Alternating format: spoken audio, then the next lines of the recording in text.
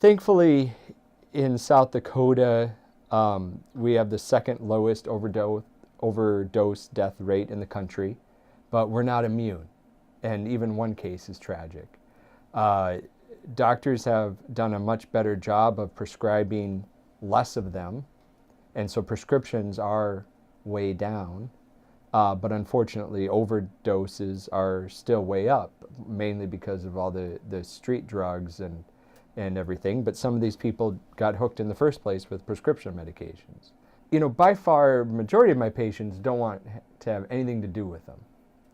And uh, and most people, when they do have them, use them correctly.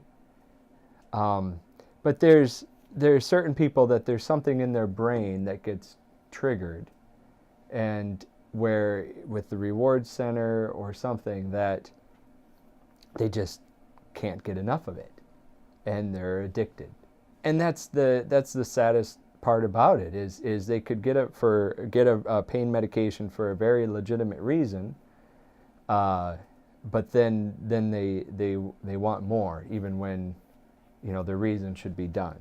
Unfortunately, some people might not be telling the whole story regarding their pain. And almost all the time I do think they do have some pain, but is it enough to warrant still being on this dangerous medication? And so they may start to lie about their pain, make up injuries, do things to make it look like they've had an injury.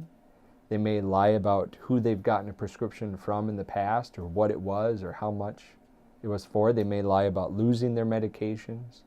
They may lie about someone stealing their medications or losing the script. That's where, thankfully, we've made some progress in those areas by having a central website where you can go and find out, okay, what prescriptions has this person had filled, and for how much, and for when, and by whom, and get alerts regarding that, or to raise some red flags. Unfortunately, it is hard to get rid of pain medicines that are unused. So many times someone might have gotten prescribed a dozen or 30 pain pills, and they only needed a few of them, and then now what do you do? And unfortunately, people tend to hold on to them and hoard them for that day when, in case they might need it.